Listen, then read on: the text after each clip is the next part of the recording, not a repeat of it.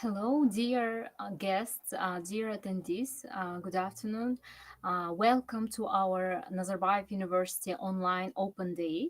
My name is Malika. I'm the International Student Recruitment Officer, and today I will host this event for you.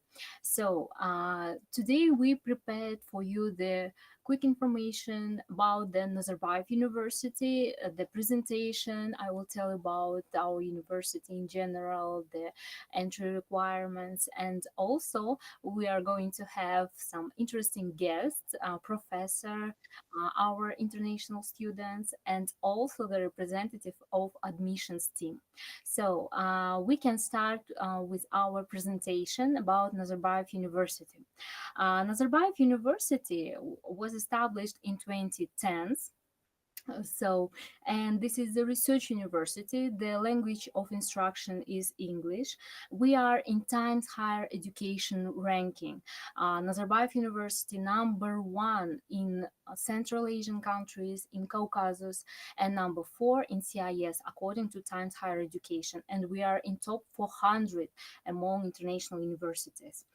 Also, we have the partnership with the world's top universities, such kind of universities like Duke University, Pennsylvania University, National University of Singapore, University of Pittsburgh, Tsinghua University, Colorado School of Mines, and also Seoul National University. It means that these partners helped us in the beginning to create our programs that Nazarbayev University has. Do you know, as I told you, the language of instruction is English, and we have a lot of international uh, staff here, and especially professors. 70% of our professors are international from 62 countries. And also, we have more than 80 academic programs. And here you can see the pictures of our campus. We have a unique library, and we have the housing starting from 18,000 tenge. It means from $40 minimum per semester. And also we have 230 cutting edge laboratories. We also have the sports center, athletic center, with an Olympic size swimming pool even. And here you can see the library and dormitory pictures. We have the library that has 5 floors, and actually it's full of different individual rooms and group and the rooms for working in the groups. And also we have computer rooms in our dormitory, in our library. Also, our dormitory is well equipped. We have different markets and the cinema, pharmacy, polyclinic, even in our dormitory. It's very convenient for our students. There is no need to go outside. We have everything, all the facilities in our campus. Also, we have the cutting edge laboratories. As you can see, we have the laboratories in our special blocks, in our schools, and also we have well equipped the laboratories not only for students but also for our professors for making their research, because Nazarbayev University is a research university.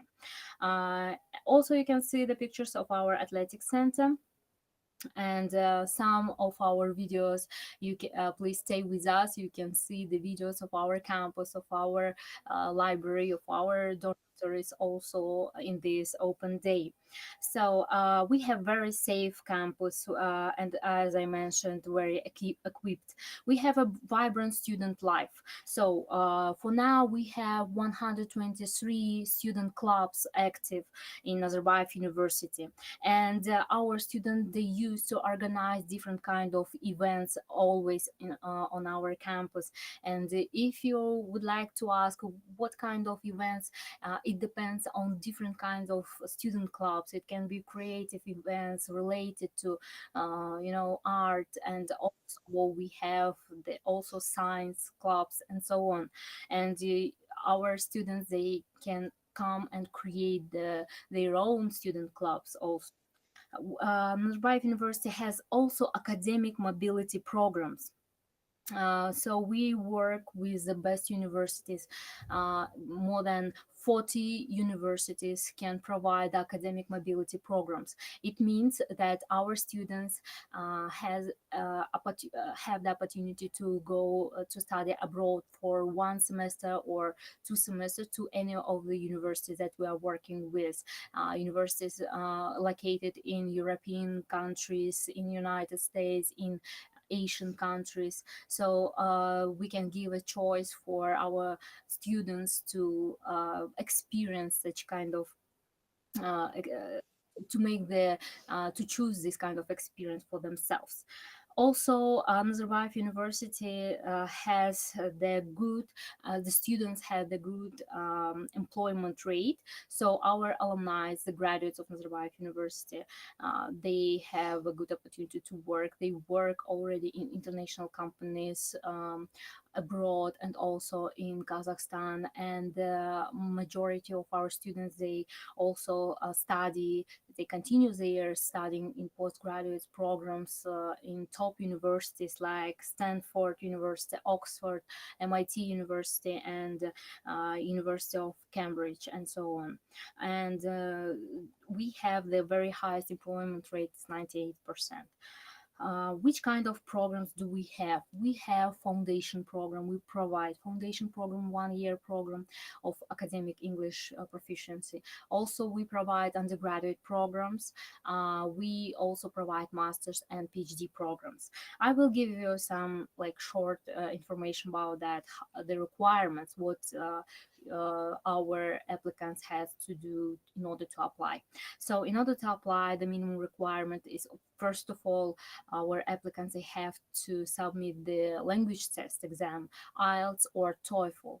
For example, the minimum IELTS for applying to a foundation program should be minimum 5.5, and the GPA score should be 3.5 out of 5. So we also have the financial aid and scholarships for our applicants, and they can apply also for the scholarship. So the difference is, in order to apply for the scholarship, the applicant has to submit two kind of exams: the language test, IELTS or TOEFL, and the subject test, SAT exam. Local students, actually, they can submit Nazarbayev University entrance test. We call it NUET exam. But international students, they can apply through SAT exam. The undergraduate programs provide the following majors in engineering and technology, robotics engineering, computer science, as you can see in the slide, civil and environmental engineering, electrical computer engineering, mechanical aerospace engineering, chemical and material. We have our School of Science and Humanities that provide such kind of programs connected with the humanities programs, like economics, anthropology, history. We also, School of Science and Humanities provide political science and international relations, and also world languages, literature, and culture sociology. Also, we have the nature like chemistry, physics, mathematics, geology, petroleum engineering, biological science, and we have a School of Medicine. This is the they have their own campus as a School of Medicine.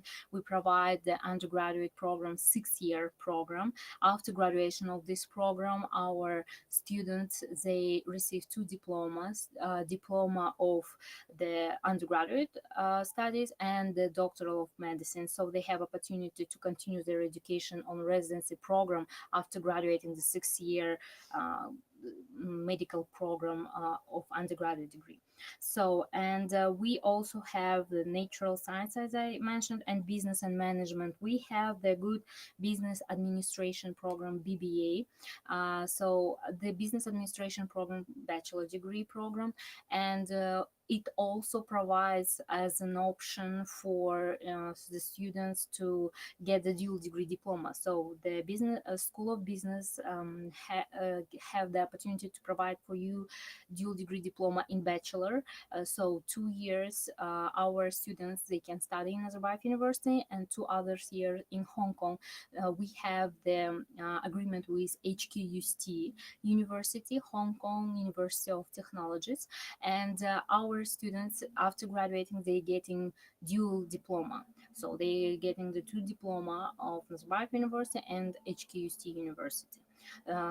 And it's also can be optional. Some students can choose this dual degree diploma. Some other students they can stay and study here for 4 years and getting only the diploma of Nazarbayev University. So, and of course, according to the requirements of undergraduate program, our students they have to submit the IELTS is quite higher than to foundation program. It should be 6.0, and the GPA score should be 4.0 out of 5.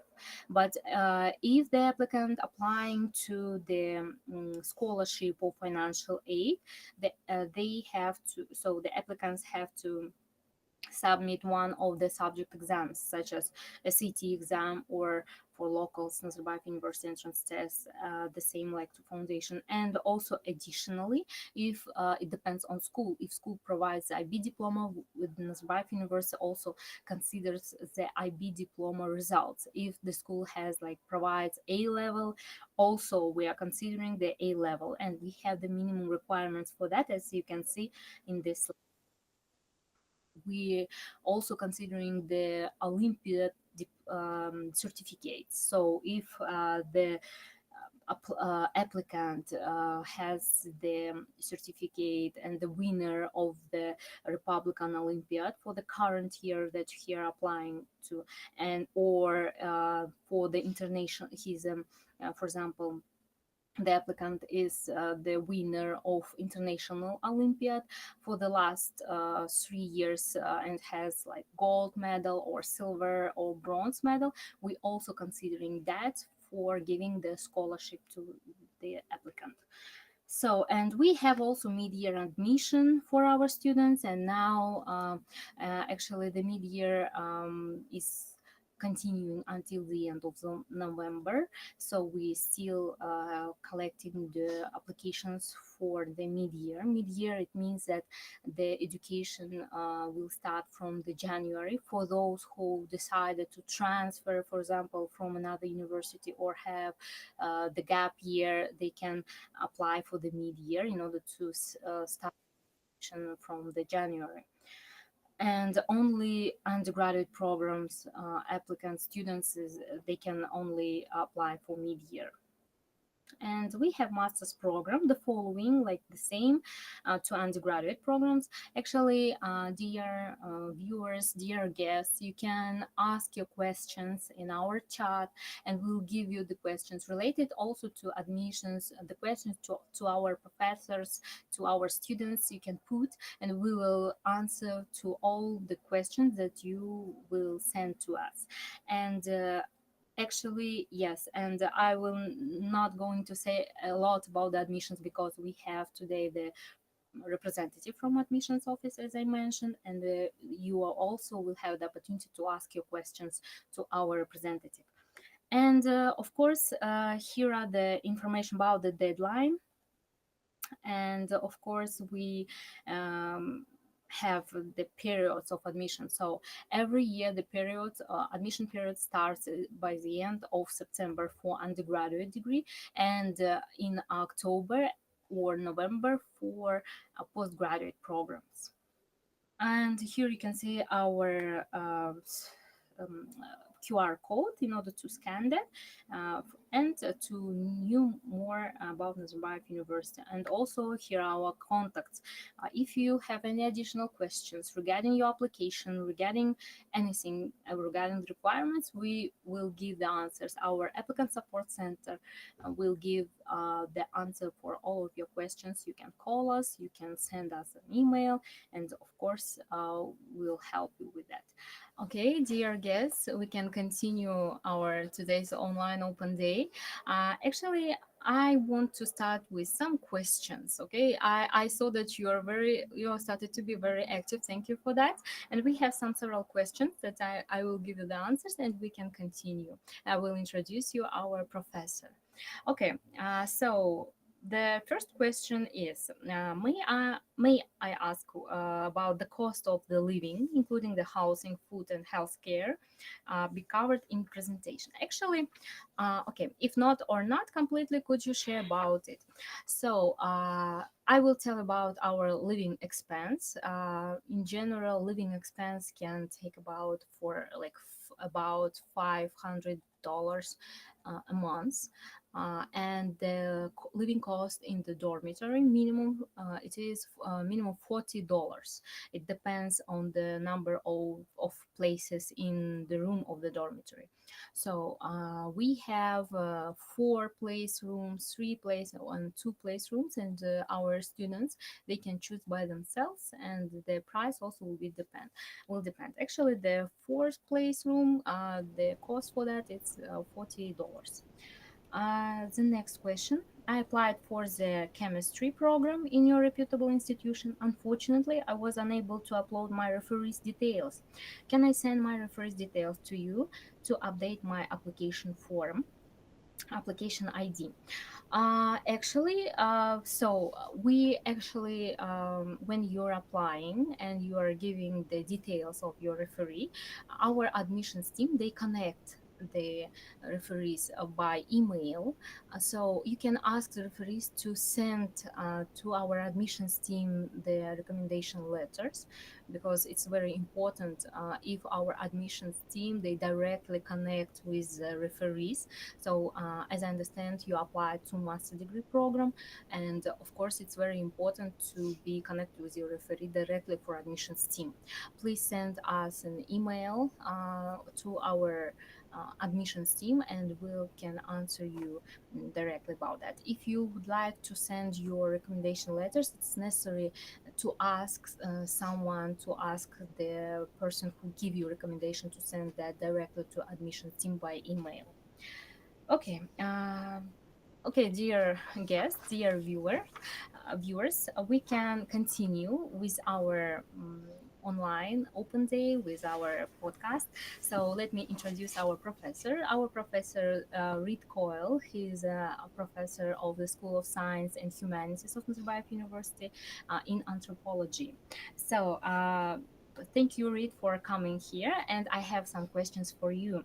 Of course, could you please tell about yourself, introduce yourself, your academic background for our viewers? Sure. Yeah. Thank you for having me. So like you said, I'm a professor of anthropology in our Department of Sociology and Anthropology. I'm also the chair of this department.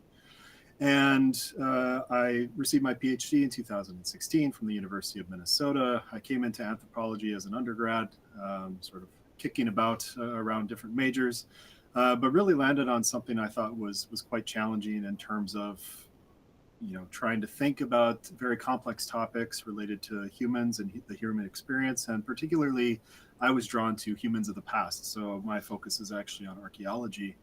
And I've been at NU for, this is my 10th academic year now. And we've really done a great job of growing our department, of growing the breadth of courses that we can offer, our labs. We have an indoor lab and an outdoor lab. And we've put a lot of time and effort into developing our anthropology program here at NU. That's great, very interesting and awesome. So you have a good experience. Okay, the next question is, what are some of the key courses or topics that students explore during the undergraduate program? Sure. So, as I said, I'm chair of the sociology and anthropology department. But as an anthropology professor, I will talk mostly about anthropology. But I'm happy to answer any questions about sociology if anybody has any particular inquiries about that. But we run our anthropology department like the American system of a four-field anthropology department, meaning that we teach anthropology from a lot of different subdisciplines, including archaeology, biological anthropology, linguistic anthropology, and sociocultural anthropology. So students have a really flexible program requirements in that they can take courses from whichever specialty they find the most interesting to them. But there is some distribution that needs to happen. So students are indeed getting this sort of four-field anthropological education. So we have a lot of courses that are method specific. We have a lot of theory courses, and we have a lot of sort of topic area study specific courses. Some examples: we have an archaeology lab methods course, we have quantitative methods, qualitative methods, we have field methods in anthropology, we have a field school, we have some applied anthropological courses, those dealing with, say, entrepreneurship is a new course that's come about that's very popular, that people are applying their skills to in terms of understanding how entrepreneurs are starting, how they're able to build their businesses through relationships with people, and through sort of fostering these cultures around their businesses and their ideas and these specific things. We also have theory courses about anthropological theory, archaeological theory. We have topics courses on, I teach a course on primates. I also teach courses on archaeology of Eurasia. I teach a course on zooarchaeology, for instance, so animal bones in the archaeological record, which is what my research specialty is. But we have courses on all sorts of other things related to humans, on religion, on economics and anthropology, on other aspects of heritage and culture, whatever you can sort of think about related to humans. We have a course that addresses it in some way. Okay, thank you so much. And dear viewers, I also wanted to mention that in our School of Science and Humanities, we have the Masters of Eurasian Studies that provides dual degree diploma. So the dual degree diploma provided by SOAS University of London in United Kingdom. The Eurasian Studies program is 1 year education of master's program. The one semester, our students, they study in Nazarbayev University. The second semester, they study in UK, in London. So after graduation, after the 1 year, they get dual degree diploma. So in Eurasian studies, that's what I wanted to mention. So we have for now two dual degree diploma programs, School of Science and Humanities, which provide Eurasian studies for 1 year master's program, and also the Bachelor of Business Administration that provides with HQC, University of Hong Kong. So, dear Reed, we can continue. You mentioned about the practice and theory, but how it can be combined, for example, through the field work, through the internship and the research projects. Can you describe that, how it usually works? Yeah, sure. Virtually all of our faculty are research faculty, and we are in the field in the summertime. A lot of times, this is for archaeologists especially, this is the best time to go into the field. But yeah, we work in the field, we work in laboratories. For sociocultural anthropologists, linguistic anthropologists, they go into the field in the sense that they're going to communities and interviewing them, trying to find out what people are doing. We call it participant observation, right? They're participating in the day-to-day life of the people that they're studying, and that could be people in far-off lands or people in a city. So this is what we do essentially to bridge this gap. We go out into the field, and this allows us to, inform on what we're teaching as well, right? We get all of this information field, we write up our research, we do our analysis, and this actually helps us give examples of things that we can incorporate in the classroom with how we can apply these specific concepts and topics that we're actually teaching about. It's very interesting. Do our students have such opportunity to go with you to the field? Yeah, we actually offer a lot of them, field opportunities. In fact, this summer I took a student. The past 3 summers, four summers actually, I've taken students with me to Georgia. Mhm. We have several field projects within Kazakhstan that take between 5 and 10 students from NU every year, including around Karaganda, near Semey in the south near Almaty. And Mhm. then we also have a lot of research assistantship opportunities. And this is true across the subdisciplines. We have Yeah. many different types of projects that faculty are participating in, and we have a lot of availability in these projects. And this is one great way of building relationships with students. It's Mhm. another great way of Yeah. fostering this interest in anthropology and developing these research skills. And also, it leads to publications in some cases. We Yes. have many publications with current students, former students, and that includes undergraduate students and graduate students. That's good. That's a good opportunity for our students to take part in the research alongside with our professors. And I have the next question about you. Would you personally enjoy what you personally enjoy most in your teaching at Nazarbayev University? I think the easiest and obvious answer is students. I mean, the students here are really great and they're very easy to work with. They're very eager, especially when they get into whichever subjects they find the most interesting. Mhm. But I think beyond that, it's simply, you know, this idea. I've been here long enough that I've seen the university grow and the programs grow, and being able to have a hand in that process and being able to decide or make decisions that lead to, you know, the acquisition of new spaces that are more exciting opportunities for us. For instance, a few years ago we reached out to upper administration and asking if they could allocate space for us on campus for an outdoor archaeology teaching lab where we have a simulated excavation, so we can Wow. teach students how to excavate in sort of a very low cost and low risk environment, right, where you know, we planted all of these things. I made stone tools so they're not um, you know, damaging any part of history if they happen to break something during the excavation process. So it allows us to train students before we can actually get them in the field. Mhm. And I think that's one of the most things that I'm the most proud of, that in our anthropology lab, in terms of how we've developed it over the last 10 years. It is sounds very inspiring, very inspiring for not only for students, for professors, also for Mm-hmm. you. So Mm-hmm. it seems, it looks like you really love your job and you really love your students, and it's very amazing. What can you advise, maybe for international students who are thinking about applying, joining the Nazarbayev University program, and moving to Kazakhstan even? Mm-hmm. I think, you know, when moving to a new place and exploring, you know, new possibilities, you know, language is always an issue. You know, maybe some issues with, you know, basically acclimating to a new Yeah. climate, to a new culture.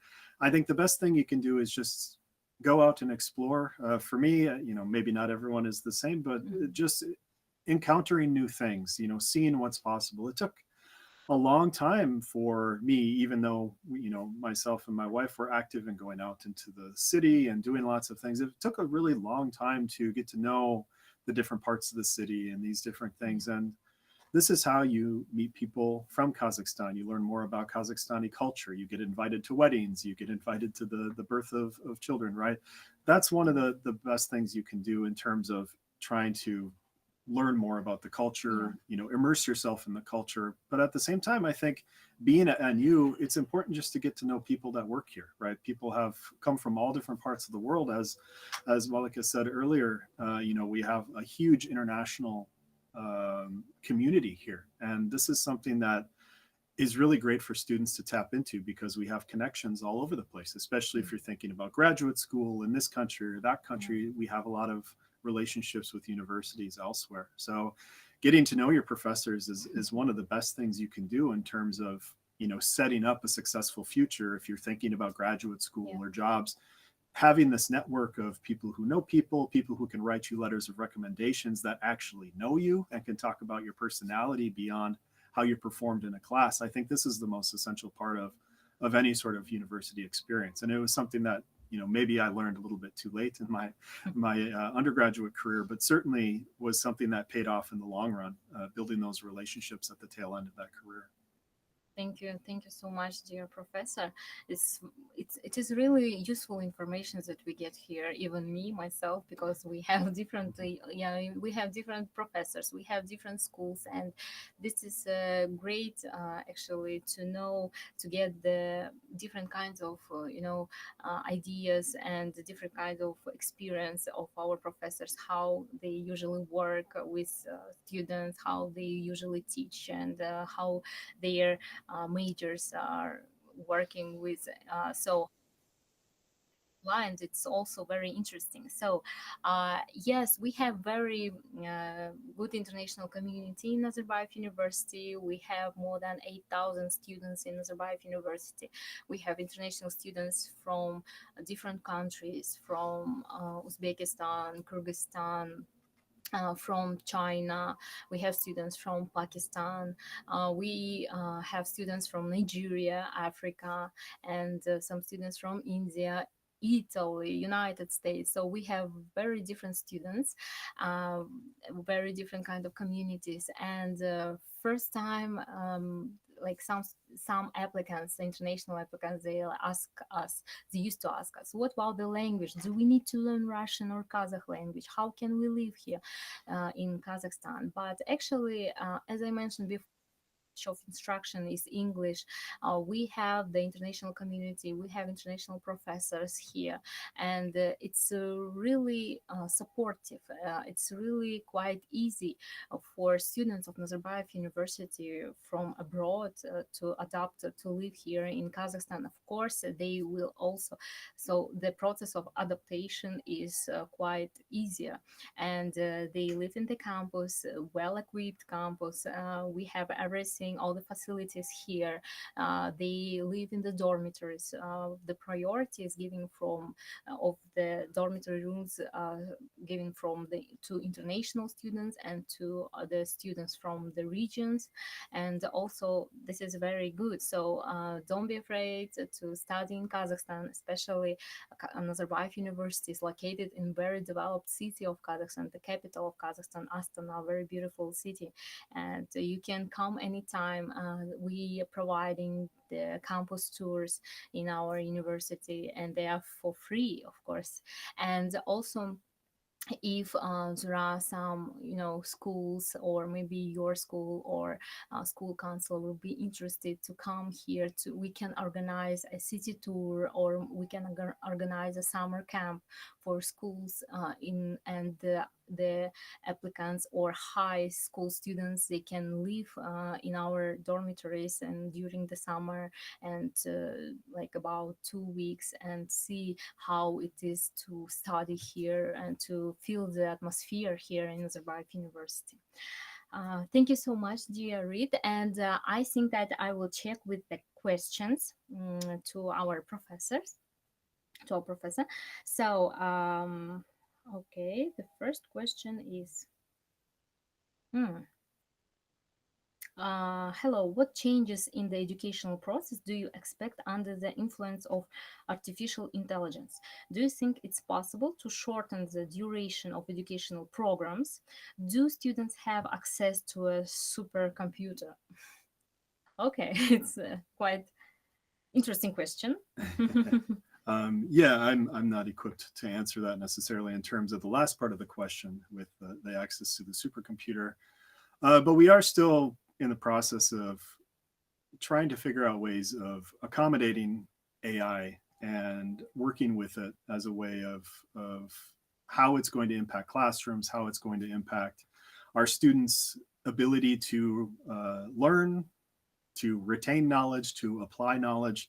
So there are a lot of ways. It is relatively new. Just a few years ago, we started to see an explosion in these generative AI programs, and mostly what we're seeing now is a very limited application of it in terms of it's being used mostly as a way to assist students in doing their work. And we're trying to find ways of using that to our advantage, where how can we maximize, students are going to be using it anyways. How can we take this natural engagement with something so sophisticated or something potentially so useful and harness it for learning? And that's continuing to be a challenge in a lot of ways. And in some cases, it works very well. In some types of classrooms for brainstorming activities, these sorts of things, it's very helpful. In other ways, it's pushing some things back towards in-class assignments and in-class exams and in-class essays. So I think it depends on the different discipline that you're working with and how we can use AI and how we can incorporate it into our pedagogical strategies. Mm-hmm. Okay. So the other questions that we have, they connected with admission requirements. Dear viewers, we will definitely answer all the questions regarding the admissions, regarding the requirements to about IELTS and SAT, about the required exams that you have to submit, and we will give you information about the days one more time. If you have any specific questions to our professor, you have good chance to ask that now. If not, we can continue with our international students. So we can just maybe wait for some minutes. And okay, so while we are waiting, maybe can you please share your experience of work in Georgia? Mm-hmm. It's really interesting because I know that dear applicants, we actually visited the education fair in Georgia. We used to visit that every year. So if you have some students from Georgia, we will going to visit you next year. So, and our professor has a good experience in working there. Mhm. Yeah, so I've been working in Georgia as my research location, or at least focus of a lot of my research since 2010. Mm. And it was central to the writing of my master's thesis, of my PhD dissertation, and then also of my continuing work as a professor. And yeah, it's been a really amazing experience. As I said, I'm an archaeologist, and I work at one of the oldest human sites we have outside of Africa, which is a site called Manisi. And I've been actively publishing on this site since, I guess, 2010 as part of a major international research consortium. And we also, in the last 5, 6 years, discovered a new site that's just about the same age, almost 2 million years old. We have humans living outside of Africa. So we're trying to work our heads around how dispersed were they, how were they living, how were they interacting with the environment around them, how were they acquiring food, how were they successfully or unsuccessfully escaping the competition for that food. And it's been a really incredible experience. I've built a lot of great relationships, and I think, going back to some of the important things about to me working at NU is NU has been really essential for allowing this research to blossom in a lot of ways. Supporting trips to Georgia. Of course, sometimes I have to cover it myself. Other times I have grants to pay for it, and sometimes those grants are from the university. But the flexibility of being able to choose what I want to study, be able to pursue these different research venues is, I think, one of the really amazing things about this. I mean, maybe that doesn't apply so much to students, but it is one key thing that leads to satisfaction in your professors, is if they're able to have some sort of academic freedom to pursue the research that interests them. And at NU, we certainly have a lot of that freedom. And I think morale in faculty is very high because of that, because we are able to pursue things that we truly are passionate about. Yeah, that's very interesting. So, and we can continue with our questions. We have several questions for you. Dear Professor, how did you choose the region or topics you research? For example, Central Asia, religion, gender. Yeah, so I chose essentially the method I wanted to use when I was applying for graduate schools. And I was really interested in animals. I was really interested in diet of early humans. And originally I wanted to study early North Americans. And when I came to graduate school, I started studying, various topics in archaeology. And I realized I actually liked early human archaeology, understanding where we came from, how we spread throughout the world. And it just so happens that my advisor worked at this site in Georgia that I was working at, and they were looking for someone to essentially analyze the layout of the archaeological site, how all of the artifacts were located, how they were connected with one another in terms of space, So I looked at essentially a three-dimensional view of how all these artifacts, these bones, were related to one another in terms of how they were deposited in order to reconstruct how the site was formed.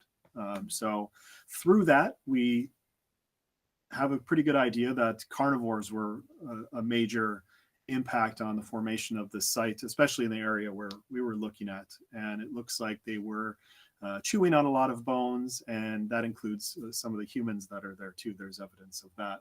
So the humans are a small part of a very complicated story. And from the work that I sort of was building on throughout my career, I've become very knowledgeable about this part of the world, about this time period, about what people are doing across these different time periods, and that sort of paved the way for the rest of my, or I guess, for my career up until now. So I would say that I had very little choice in some of it, but it chose me, and I'm very happy that it did, because I'm not sure I would have the same opportunities if I had pursued in the original path that I had wanted to. Wow, very informative. Okay. The next question: are there opportunities for students, especially graduate students, to get involved in your research as research assistants? Yeah, I have a master's student now who is writing her thesis on some sites related to some later sites I'm working on in Georgia. And she was with me this summer and helped collect data for some other research projects that I'm doing. I employ research assistants either through credit or through some grant money every semester. Usually I have students working on one thing or another. This semester I have a student who is working on some photogrammetry. So creating 3D models from photos of objects. Oh. And we're trying to figure out how to do that with bones. And it's not going as well, but we're sort of figuring some things out. So yeah, there are plenty of opportunities for graduate students. There are, as Malika said, we do have a Eurasian Studies graduate program, and the anthropology department and sociology department. Our faculty are very heavily involved in that program. So we do have graduate students that are working on things related to our own research.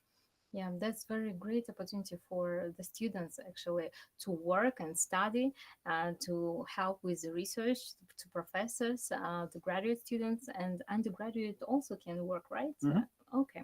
So the next question, dear professor, what advice would you give to people who are considering or even dreaming of becoming researchers or work in the field of academia? Hmm. I mean, it really depends on what field you're pursuing, right? Because the opportunities in academia are very different depending on, and I guess even the private sector are very different depending on the different fields that you're entering. If it's something along the lines of social sciences and humanities, I think the best thing that you can do is just you need to find something that you have a curiosity for, that you are never satisfied with any of the answers that you come up with. And I think this drive is something that really helps you to expand your research profile, expand your body of knowledge, and that translates into publications, into relationships with other people in terms of having connections and collaborators across different institutions, across different schools, even within your institution. And all of this, I think, is a lot of academics have this curiosity. And I think that's one of the important characteristics of being a researcher, is just thinking about questions and wanting to know the answer to questions. And if you can't find the answer to the questions, trying to figure out ways that you can maybe answer those questions yourself. And that's one thing that drives me in a lot of my research, is just this never ending, search for answers for, very interesting things to me, right? I think a lot of it, can translate to interesting things to other people in the field or beyond the field. Certainly when we find important fossils, right, those are things that are very important to the world and not necessarily just to myself. But what's driving that is this curiosity and this idea that even when I'm answering questions, I'm usually not satisfied with an answer and more questions come up. So having that, as something that's driving you, I think would be very important. So you should be driven by curiosity and inspiration, right? Yeah. Not, okay. The last question, and thank you, yeah, so much for giving such very informative, and thank you, dear viewers, for your interest. It's very important for us also. The last question is: what new directions in paleoanthropology excites you the most right now? I think right now is just the use of DNA Mm. for understanding these relationships between different early human species. I actually just lectured on ancient DNA yesterday in my introduction to biological anthropology class. And one thing that's really interesting is that we can get DNA from sediments now, and we can get DNA of lots of different animals, including humans. So in later periods where you have Neanderthals and modern humans and this other species, Denisovans, oftentimes we are only looking at the technology that they left behind. But now, if we're able to extract the DNA from the sediment, we can see who was using that technology, because we don't always find fossils related to these different sites. And that is really, it's answering some questions, but like I said, it's opening up a lot of other questions about other things. And it's really throwing a wrench in all of these very easy explanations we thought we had about behavioral and technological change over time and how they were related to specific groups of humans. It's a lot more complicated, much like when we started looking at the DNA of humans and Neanderthals and Denisovans, that our biology is a lot more complicated too, in that there's imprints of their DNA in ours. So I think that's probably one of the more exciting areas right now. And then also some of the research that I've been working on in the last year about early humans leaving Africa for the first time. So Homo erectus is one species that that I focus on primarily in my research, and I think there are some new papers about climate modeling and some new sites that are purported to be, some very early evidence of human behavior outside of Africa. I think we're starting to get a better picture of how far spread humans were in Eurasia, how far back it goes, and how quickly they're spreading throughout the major supercontinent. So I think these are areas which is really good for me, because these are the areas that I research. So they're the most exciting for me at this moment. Thank you so much for dear professor. So that was really amazing and interesting. Dear viewers, thank you for your questions. Okay, dear guests, dear viewers, so we are continuing our online open day. So now we're going to introduce you our students, our international students. Narbota, he is from Kyrgyzstan, and Omina, she is from Uzbekistan. And today the students will share with you their experience, how they study, and also our students, they study in the School of Engineering and Digital Science. Before that, we have professor from School of Science and Humanities. Now we are going to engineering, and we would like to ask our students about their experience here, how do they study, and so on. So okay, I will start with Narbottom. Okay, Narbottom, you are the first year student in School of Engineering and Digital Science of Nazarbayev University. What motivated you to study abroad, first of all, and why did you choose Nazarbayev University? Actually, I was living in Kazakhstan before applying to Nazarbayev University, and I knew about the university from ninth or 10th grade. Many of my schoolmates applied to Nazarbayev University and now studying in the upper courses, like third or Mm-hmm. second courses. Why I chose Nazarbayev University? I saw the ranking, Times Higher Education ranking, and in that ranking, it was like nearly as Drexel. It was standing near Drexel University, University of Turin, and University of Herod, and that was the universities I was looking into. Like I tried, not tried. I wanted to apply, but I saw that Nazarbayev University has like nearly same rate in the rating. So I chose Nazarbayev University, and Nazarbayev University also came to our city like with their open day. Um, Mm-hmm. I I saw the atmosphere there. Also, I was looking many blogs before applied. I watched YouTube blogs and I watched the city, and I really liked the university itself. The campus, it's very huge, like 100 hectares or what? it's Yeah. it's so big. Also, it's the only university in Kazakhstan that has the swimming pool. Uh, it's also as Olympic Olympic size. size, Yeah. yeah. Uh, so I thought, why not? I tried to apply and got into Nazarbayev University. Thank you, dear Narbota. Amina, what about you? Why have you chosen?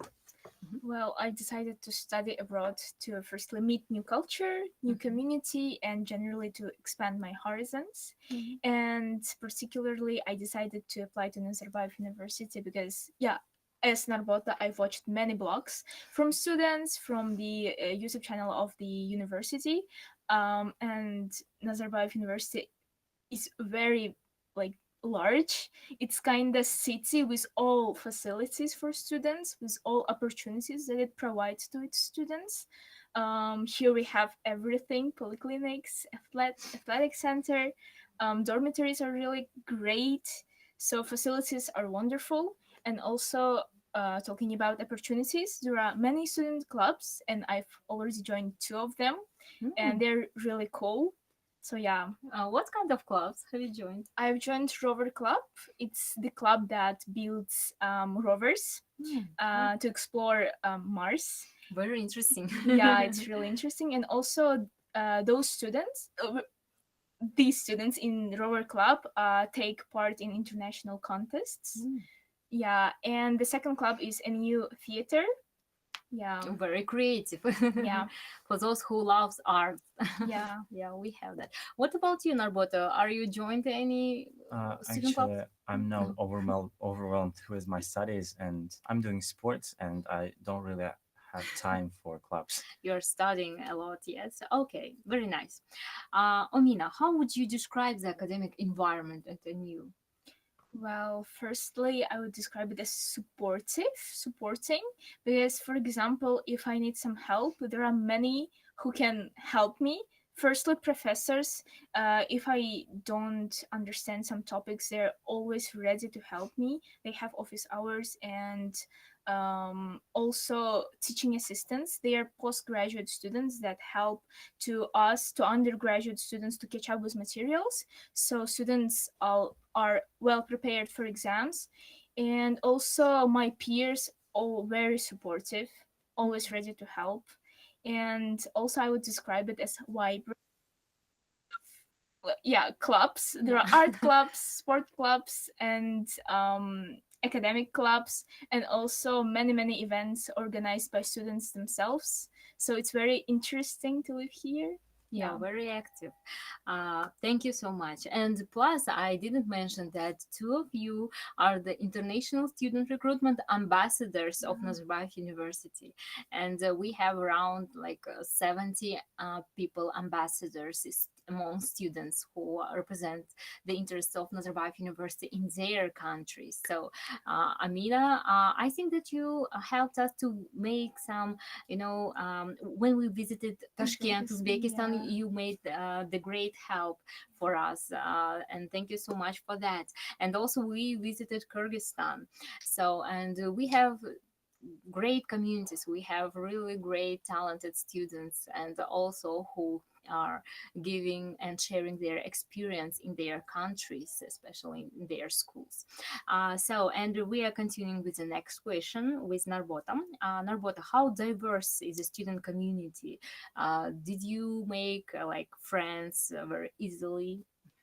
Uh, I think that the community is very diverse. Uh, Even though the most of the students is from Kazakhstan, Mhm. there are many international students and also international professors. Uh, Most of the TAs also are international students. Uh, I was very surprised when I saw so many different cultures, so many different country students. Uh, I made my friends very quickly because I have studied in the Lyceum, like in the Kazakh Turkish Lyceum, and uh, like most of them, I think they're applying to Nazarbayev University, and I have over 60 or 70 uh, mates now in the university. Wow. That's great. So this is your first year still. Okay. The next question to Amina. What has your has been your most memorable maybe moment at NU so far? You're Mm. so active. Anyways, I know that you maybe have a lot of memories here. I mean, memorable moments because of your of so you taking part in different kinds of events. I know that, but maybe you can organize and you're organizing anything. Well, my first memorable moment was when I performed here.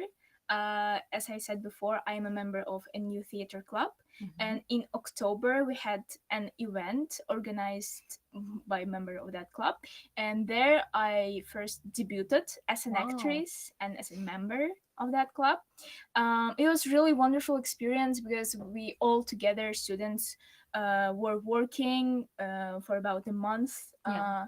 preparing decorations for the stage, working with professional director from the USA. Mhm. And yeah, that was really interesting and wonderful experience. I Yeah, think I believe that it's unforgettable for you. yeah, You was the actress. yeah. Okay, Narbota, what about you? Do you have any memorable Uh, moments here at NU? there are very many moments because I'm not very smart. So in the beginning of the studies, I was very overwhelmed. I was struggling Mm-hmm. through the university studies. The courses, like, they required so much more difficult and complex approach.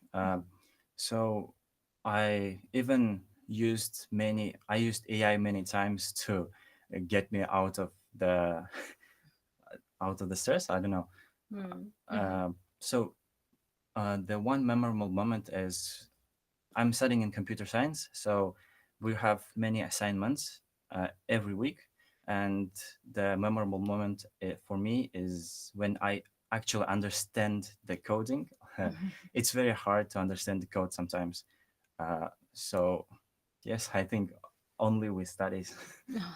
Okay, and actually, Norbota, I want to mention that you are very smart because you, first of all, you study here in Nazarbayev University. You're a student because you know we have very competitive. It's very competitive to study here to become a student of Nazarbayev University. But you did that. Don't think that you are not smart. You're very smart. So and yes, I think that you love like more academic academic your academic study, and you take it very seriously for yourself, and that's very great because I think that a lot of students I mean a lot of professors, they appreciate that you are studying a lot, and but anyways, don't forget about the student life and try to be also such dynamic. By the way, we are having different kinds of exams, of course, yes, midterm exams per semester and so on. And our student clubs, our students, they are organizing like different kind of stress relief week. Yeah, For example, now I saw week among our students where they can, you know, can see that in our draw. university some students are dancing, they make painting, like drawing, anything, and it really helps. This is a great support, and we have the department of student support that supports our students not only in their like education but in their development of the student clubs and the vibrant development of the vibrant life, of course. And all the issues of students can be decided by the Department of Student Services, and this department is located in the dormitory. So it's quite easy for students if they have any issues and so on. They can apply. They can go to the dormitory to the Department of the Student Services. So we have a greatest support to our students. We also have the our like academic advising office that can give the any advices to our students regarding their courses, regarding their future opportunities, regarding how to study and so on. And also we have career advising center that also helps to our graduate students, to graduate alumni, to think about their future career and how can they apply and where they can make the internships and so on. So we provide the greatest support to our students by those departments that we have in our university. So I have the next question. Omina, what do you enjoy most about living in Astana? Mm, Astana is a very modern city. I really love here the buildings, the architecture. It's like futuristic city, yeah. And Astana is very spacious, very very large, and that's why I guess it's a great city to have evening walks with friends. Yeah. It's but sometimes someone's saying like Astana is very cold. Do you agree with that? I don't know yet because winter is coming. Actually, Yeah. this year we have very warm fall. I mean, Yeah. that's quite warm for us. We have a great autumn season right now, and not so much snow, but a little bit snowy. But it's fine. It's quite warm, and our students they can walk around.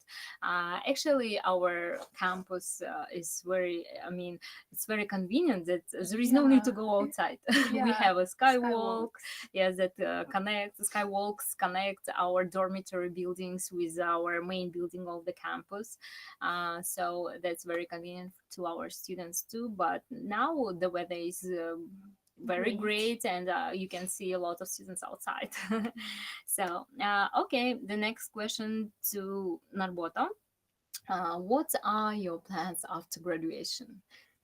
Mm, I plan I plan to either like continue my study in computer science. Mhm. I plan to go to software engineering or data sciences, maybe machine learning, AI. Uh, but if I get the opportunity to enter the global company, Mhm. some big companies, uh, I will work there, I think. Yes, of And course. when I get some experience, I will then continue my studies. Are you considering your studying here in Nazarbayev University or any other universities? Uh, Firstly, I'm planning to take some international tests like Mhm. GRE or SAT, and plan to apply abroad. Mm, but I'm considering also a master's degree in Nazarbayev University. That's great. Actually, many students they after graduating Nazarbayev University undergraduate programs they continue their education in abroad. They because in Nazarbayev University getting the international standard of education, and then they have opportunity to continue in the top universities around the world in European countries in United States. Majority of our graduates they applied and they studied in the United States. They graduated universities and also universities that our partners like Tsinghua University in China and also our students they continue their education in Singapore University also. Our partners university, and yes, we have like several partners universities. We have universities that work with us with academic mobility programs. So our students by studying here in Nazarbayev University from the second course, from the second year, they can choose any of the universities by academic mobility program and to study through the exchange program abroad. So we have around more than 40 universities that we are working on. We have MOU about exchange programs among students, and that is very very interesting. What about you? I mean, what plans do you have after graduation? Do you would like maybe have kind of experience in working in the sphere, or maybe you would like to continue your education further? Well, I'm planning to pursue master's degree in machine learning engineering or artificial intelligence, and I don't know yet to which university I want to apply, but I know that I definitely will try to apply to Cambridge, Oxford, and Ivy League universities. Why? Because before applying to Nazarbayev, I've watched blogs of students who studied here in Nazarbayev University and then got into Oxford, and they really Of course. encouraged me. Yeah, So that's why I mm, surely plan to pursue of my course. master's degree. Yeah. Yes, dear students, that's really great that you have such plans to continue education and then to become professional in your spheres. It's very ambitious. So let us continue with the questions from the auditory, that from our guests. So we're still remembering about you, dear guests. Okay, so the first question, dear students, how do you rate the academic workload? Do you think NU has a competitive environment? So, who will be Mm, the first? Well, yes, there are academic workload, a lot of academic workload, but as I said before, if a student couldn't weren't able to catch up with materials, there are many group sessions organized by students that help students to catch up with that materials. So, and also there are many professors organizing office hours. So students can visit them and understand the topic. Yeah, of course, we have that large workload, but because of support from professors and students themselves, the workload kind of becoming easier to overcome. Yeah. Mhm. What do you think, Norbert, about Uh, it? Mhm. Actually, if we compare with the school, the Mhm. workload is smaller, but it's only the quantity. Mhm. But the quality and the like skills that you need to complete those assignments is much higher. You need critical thinking. You need like analyzing skills and skills that you develop in the school. Uh, so you really need some foundation here Yeah. to understand the assignments to complete them. But also, as Omina said, there are many there are many people that can help you. There is a student fellowship programs. They provide sessions before midterms. They help. Mhm. Also, there are tutors that are Yeah. like assigned for every student, Mhm. and you have one mandatory session per semester with them, and also you can like book infinitely times the session with them if you have questions or Yeah, you need help. interesting. Okay, very interesting. So we're moving to the next question. Are the classes more theoretical or practical? Case studies, simulations, projects? I guess I'm studying computer science, and we have more practical classes. We have laboratory sessions. So, and also we have theoretical, of course, and they are strengthened. The theory that we get are strengthened by practical classes from laboratory sessions. So yeah, there are Mhm. more practice we get. Yeah. Okay. Uh, okay, dear guests, dear students, applicants, we are very glad that you are very interested, and I see all your questions that related to admission requirements, and we are going close to them because we next speaker will be the manager from admissions office.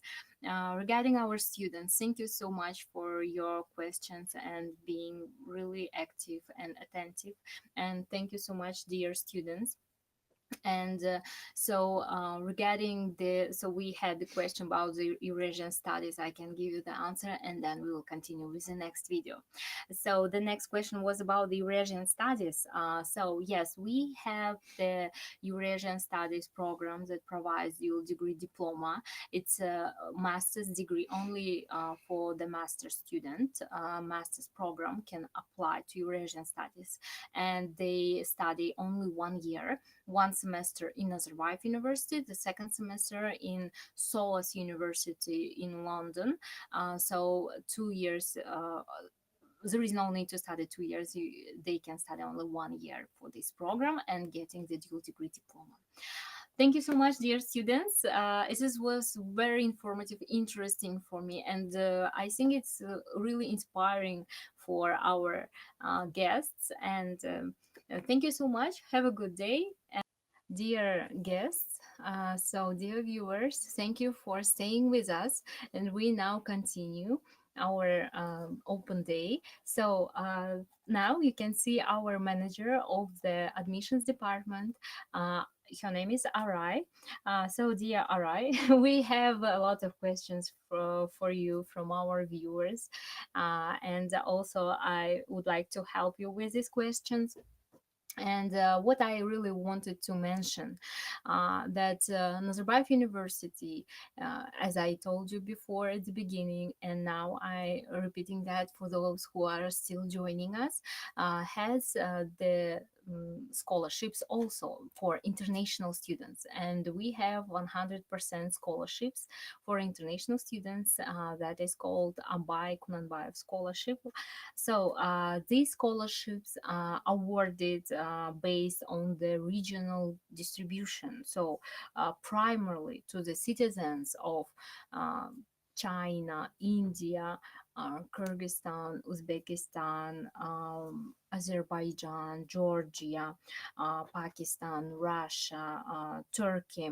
Uh, if you are the applicant from this countries, you can apply for the scholarships, and priority will be given to the citizens of these countries.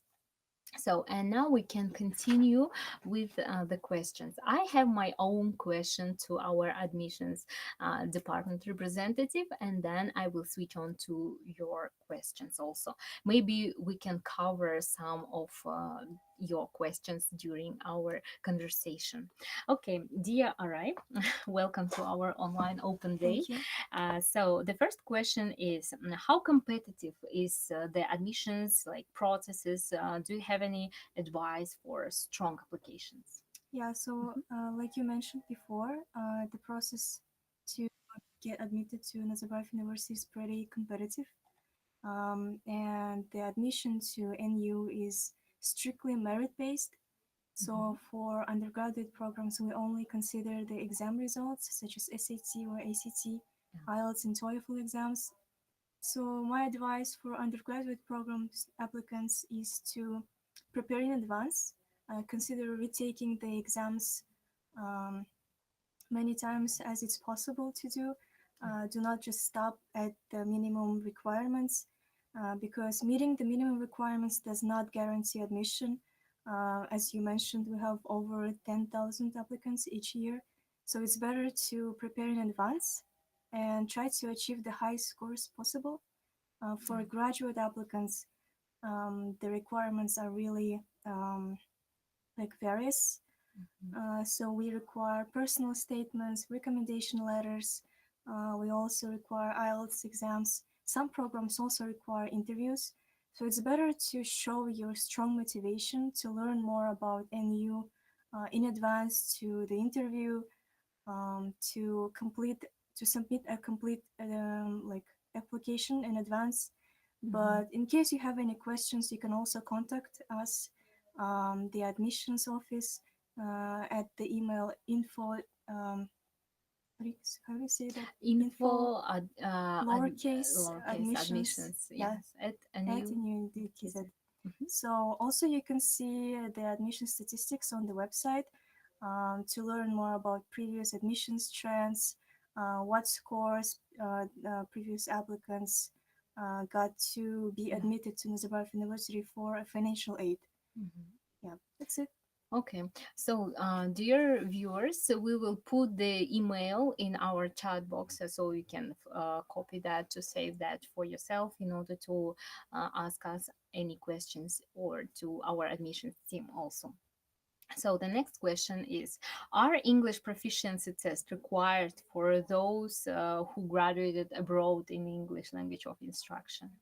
Yeah, for undergraduate programs, the IELTS and TOEFL exams are mandatory without any exception.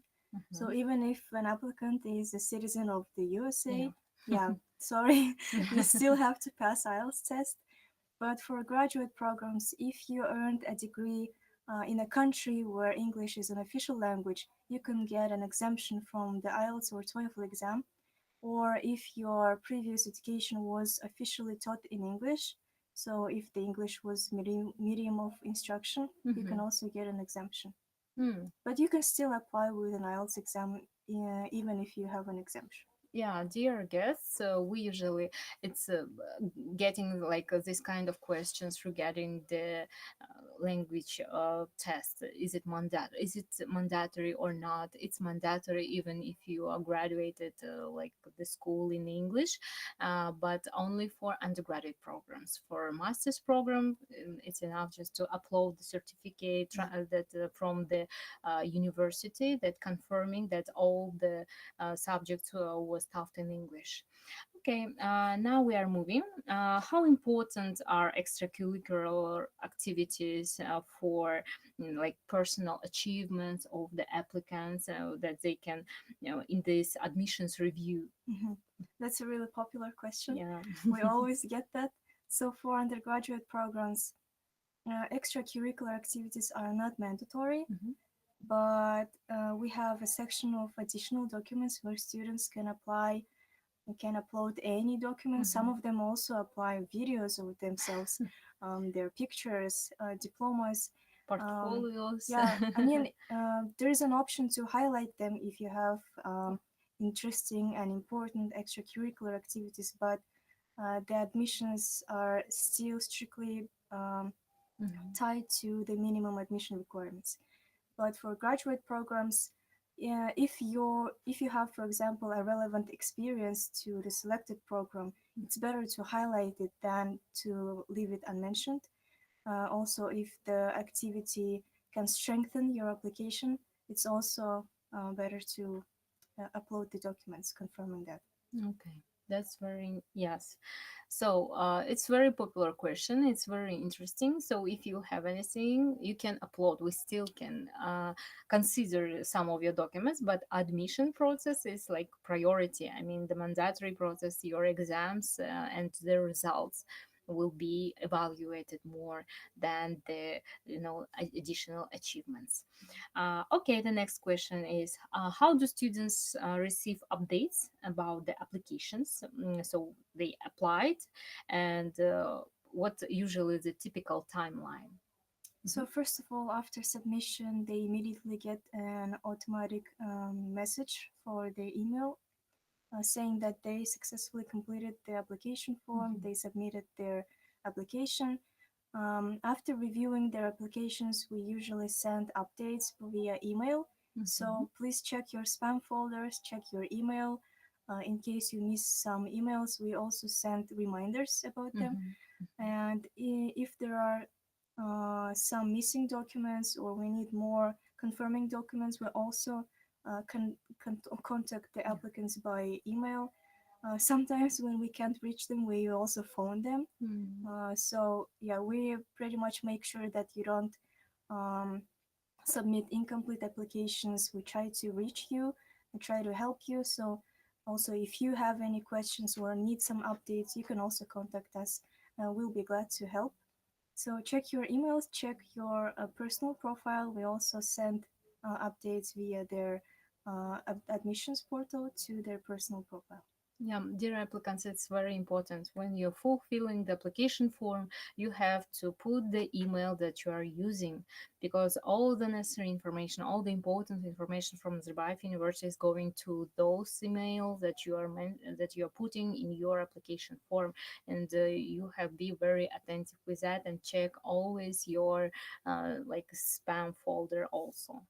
Okay, the next question. Why do you enjoy what do you enjoy first of all about the work in admissions department? So I would say that it's pretty exciting to help applicants get a quality education because once I was also an applicant myself, and I know how the process can be so stressful. They're always panicking about the deadlines. They're always panicking if they submitted a complete application, Mhm. calling, coming to our office, asking everything. And because I know how they feel, I can resonate with their feelings and I can support them how I wanted to be Yeah. supported back then. So I think it's really important to have such an experience in working at the admissions office. Also, the teamwork in our office, the environment is really nice. Each academic year feels like we have shared mission. We always help each other. So, working here is a really exciting process. Yeah, it's really exciting not to only study here, but work here. It's really interesting and exciting. Yes, thank you, dear Arai. I think that we can switch on to some of our questions because we had a lot of questions regarding the admissions processes. And let me check. So, the first question. Mhm.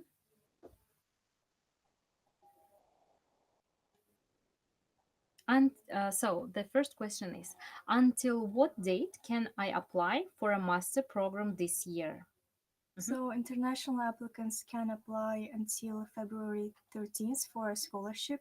Mhm. And you also have to submit your IELTS test scores or TOEFL test scores until February 24th. Mhm. Yeah. Okay, the next one. Does the SAT, IELTS, and TOEFL are necessarily? Mhm. We don't require SAT for graduate programs, but for undergraduate programs, it's mandatory. And the IELTS is also mandatory for every program, except if you have an exemption for a graduate program. And you can also check our website, all the requirements, important dates, deadlines, recommendations, and answers to the questions are available on our website. Mhm. Okay, we have it's not a question, but anyways, I will read that. Mhm. Hello all. I'm a PhD student from Kyrgyzstan. Students from my country should be listening to this presentation. Thank you so much for your support. First of all, I think this is our PhD student from Nazarbayev University, and Nice. he's writing like, so I will tell that the new quality of education is higher to NU, and I would invite international students to NU. Wish all applicants success in the process. Thank you so much. The next question. Uh, so we're getting the. Mhm. I would like to ask if there is any specific CV format that you recommend or require for the application. Should it follow a particular style or include certain sections? Thanks in advance. Mhm. So we don't have a strict template for CVs, but it's recommended to indicate all the relevant experiences, internships, Mhm. maybe your previous education, anything really that can help to strengthen your application. And it's better to keep it short, not to include too much information. I think it should be up to 1 or 2 pages, and Mhm. I think that's enough. So Okay. Mhm. Thank you. And the next question related to application, one more. Are essays weighted heavily in the scholarship decision? Should essays be written in academic style or is more personal style preferred? Very good question. yeah, that's a really interesting question.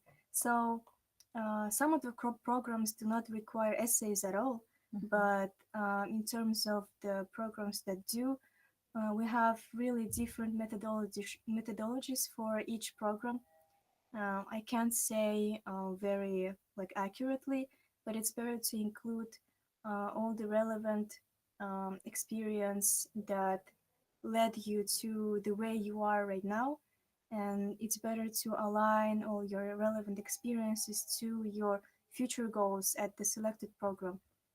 My advice is to first of all, look at the program that you selected, the faculty, what kind of researches do they conduct, what kind of professors are there, to really research the program that they're applying for. And that would really strengthen the application to indicate what you need and what the university and you will benefit from this program, and how the university will benefit from you studying in the university. Yeah. Mhm. Okay, thank you. The next question. If transcript is already in English, you generally do not need to notarize. Mhm. Yeah, if the Mhm. documents are originally in English, they don't need to be translated or notarized.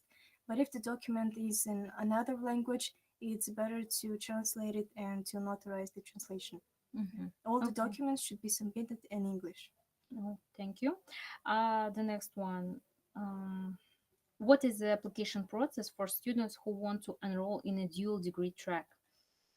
So, for example, for HQST, as I know, the citizens of China, they have to submit their applications. I mean, to the dual degree through the HQST Yeah. portal.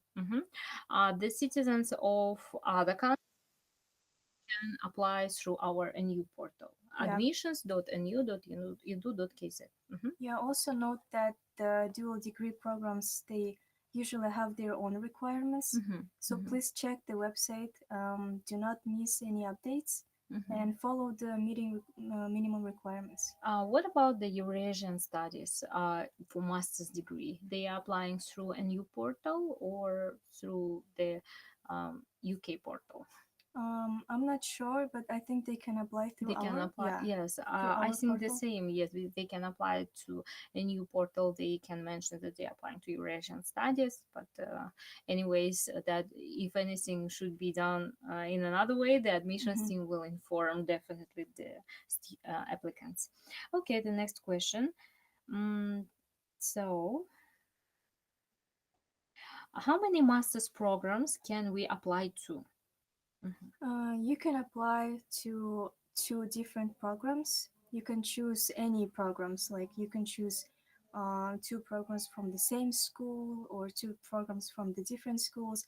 But please note that if you are applying for two different programs for a for a graduate degree, you have to pay the application fee twice. Mhm, Yeah. Okay, okay. Um, so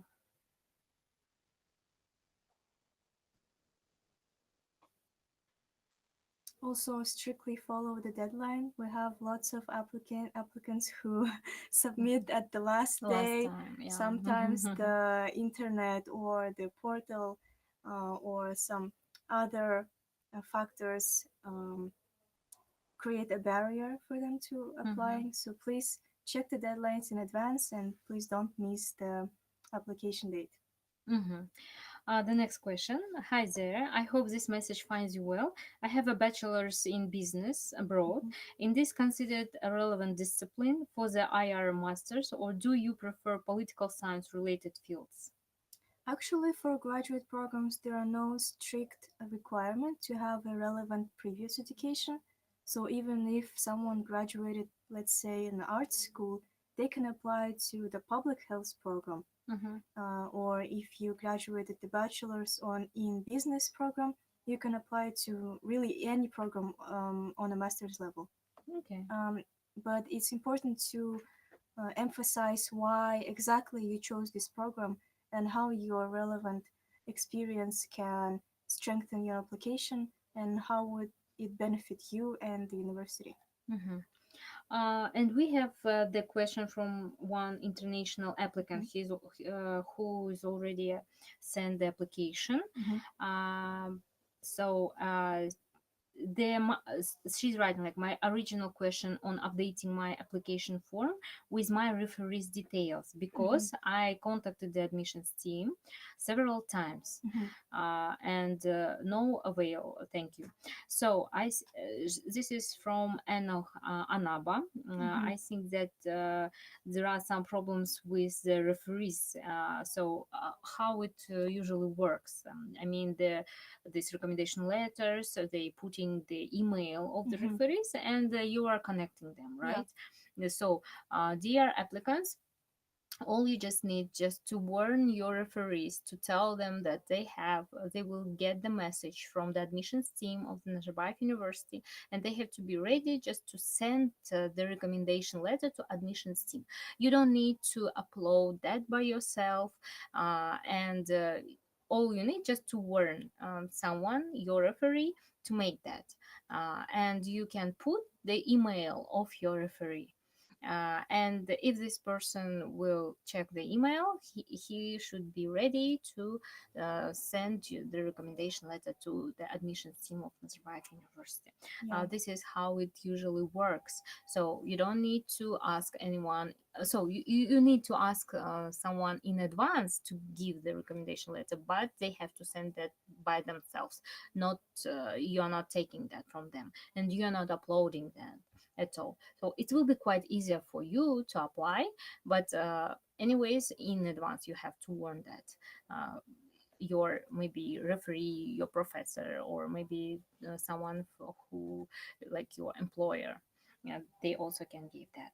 Yeah. Also, in Mhm. case there are some challenges with the referees, for Mhm. example, if they forget about it or if they cannot upload it, you can always write via email to us and we will change the information of the Mhm. referees. You can submit another referee to provide you the recommendation letter.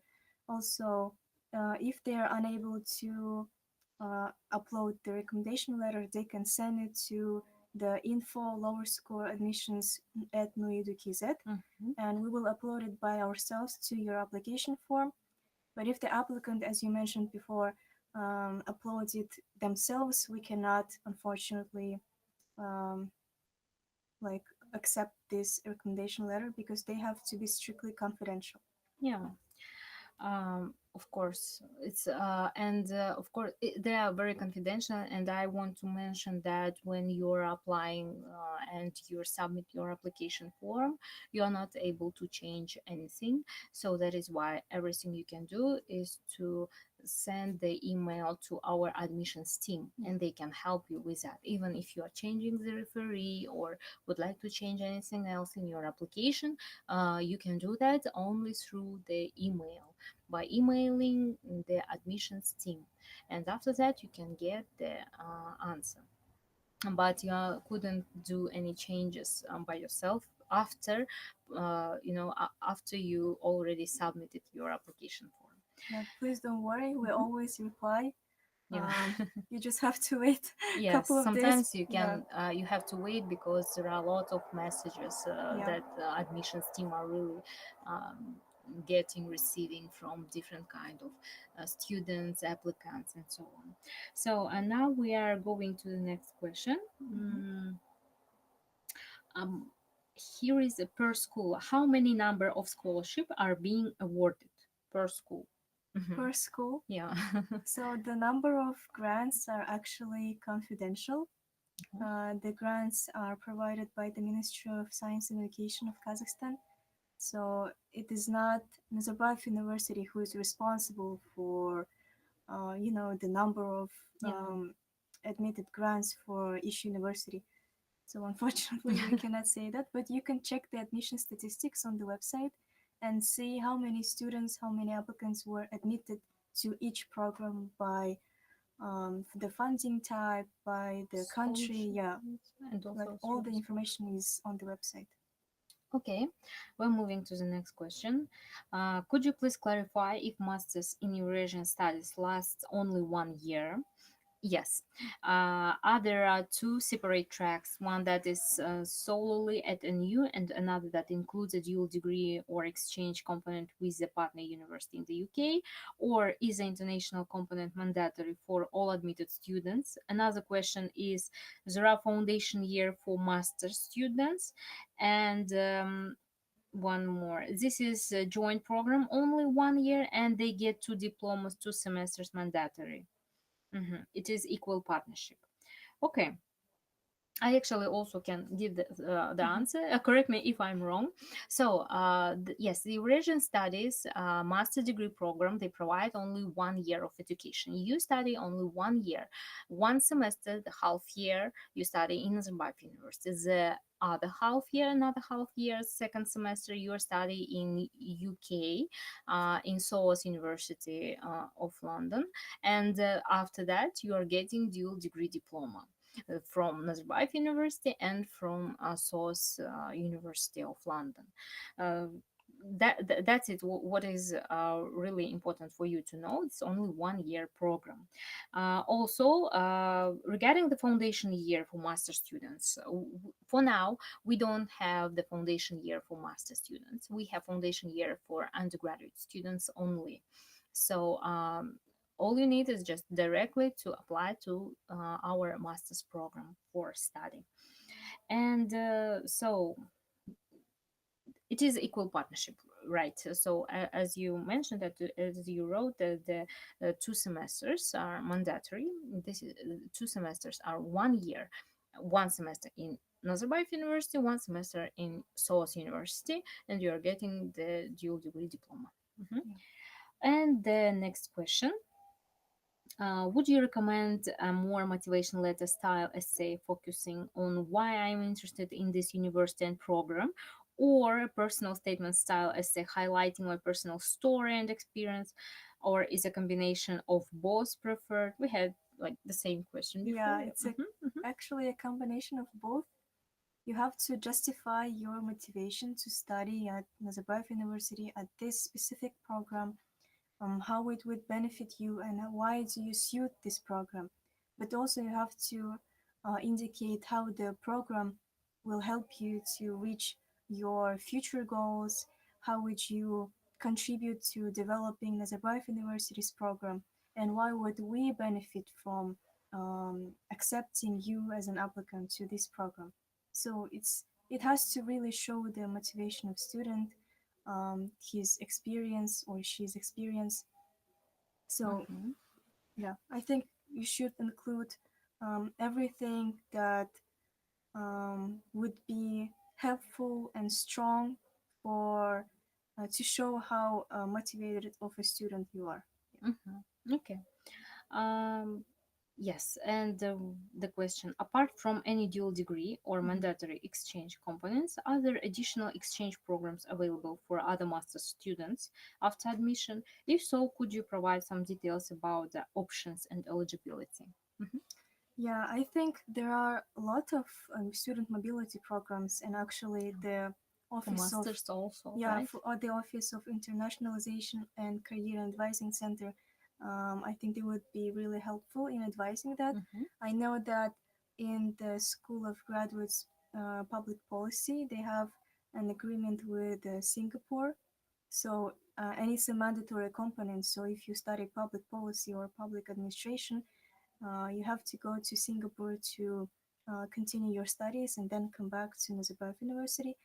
Also, at the program of PhD in education, they have an agreement with UPenn, Mhm. Penn GC in Pennsylvania University, and they can choose to go to Penn GC for 1 semester to continue their studies there, and then also come back Mhm. to Nazarbayev University. Yeah. Okay, okay. And this next question. If my standardized scores are not yet available at the Mhm. time of submitting the application, would it be possible to submit them at a later date? Yeah, so Mhm. actually the dates for submitting SAT and IELTS are later than submitting the application. For undergraduate programs, you have to submit your application until January 28th, and you can still wait for your results and apply your SAT and IELTS exam until February 12th.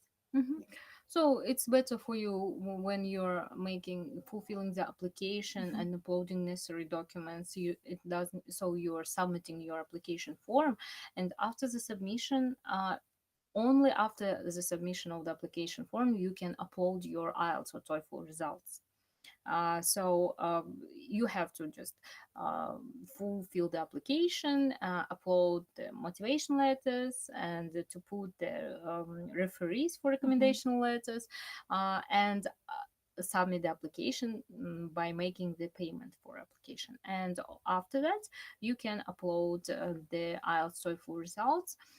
Actually, we have special deadlines for, they are quite different, right? Mhm. For submitting the application form Yeah. and submitting the exam test, language exam test. Mhm. Yeah, so you uh, can first mhm. submit your application and stop worrying about then wait for your IELTS exam results, and then apply with your IELTS after the submission of results. So it's made for the students, for the applicants, to make the application more convenient for Yeah, them. it's very convenient. Next question. Mhm. So, if student studies at two different universities during the program, would they be required to write two separate theses, or if there is a single thesis accepted by both institutions? I think that it connected with dual degree diploma still. It depends on the program, the curriculum of the program that they selected. I think it's better to contact the school Mhm, because I don't have much detailed information about the curriculum of the program. mhm. Yeah, I think there is no need to write two different theses Yeah, because yeah, the it's one will one be enough. program, so Mhm, you only will write one thesis for both of the universities. Okay. Um, so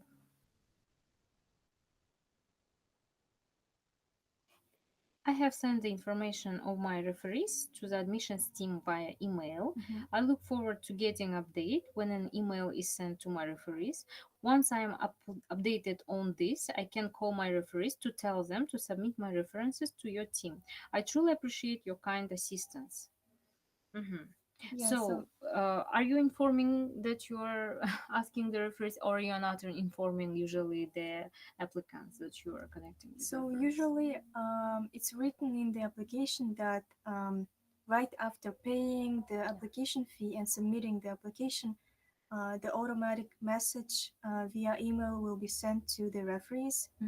And right after the submission, the applicant is themselves responsible for letting the referees know that they can go to the profile and submit their recommendation letters. Okay. Yeah, but after the recommendation letters are submitted, we notify the applicant that the referee has uploaded the letter for them. Okay. One more question. Is Mhm. early birds application has some advantage? If so, can you mention the advantages? So mostly we don't prioritize the time of the submission of the Yeah. application for most of the programs. I would, however, suggest submitting before the deadline in advance because if there are some missing documents, if there are some challenges in terms of reviewing your application, you will have more time to recheck it, to send some additional documents confirming some documents in advance rather than if you apply at the last minute. Yeah. So yeah, there is no possibility, unfortunately, to review the application. And I know that at the Graduate School of Business, they have a priority deadline, especially for the Master in Finance. So yeah, for applicants applying to the Graduate School of Business, it's better to apply by the first deadline. Okay. Yeah, it's better anyways to Yeah, apply earlier for all the just programs. apply in advance. Yeah. So the Mhm. next question is, for which master's program is an interview mandatory, and when are these interviews typically held? So the interviews are mandatory in the graduate schools, Graduate School of Public Policy, Administration, Graduate School of Education, and also one program in the engineering school, the Master of Engineering Management, and in the School of Medicine.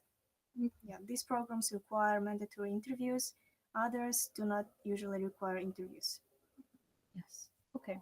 So the last question: Mhm. if the student is admitted to the dual degree track, would I need to submit a separate application to the partner university in the UK, or is the process handled automatically through NU? Yes, the process Yeah. automatically handled through NU. You can apply through our NU portal Mhm. for this Eurasian Studies a master's degree program.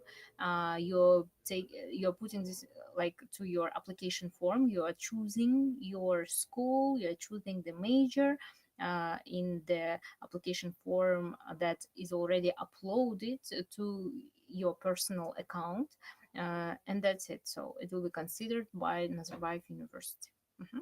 Yeah. You don't need to apply separately to United Kingdom. Okay, dear guests, dear viewers, thank you so much for being so active, for your questions regarding the applications. Thank you so much, dear Arai, because we had a lot of questions about the admissions processes, and these questions are really useful. Thank you so much, dear guests, dear viewers, dear potential applicants, for your attention, for your kind words and wishes. Also, we had some messages from the uh, other university representatives that I didn't read. But anyways, we saw your messages regarding the mobility programs, and yes, we will connect with you also. Thank you so much, dear applicants. We wish you good luck if you decided to apply to Nazarbayev University. We are organizing such kind of podcast videos, online open days every month. Next month we are going to have the next online open day on December 12th, the same time.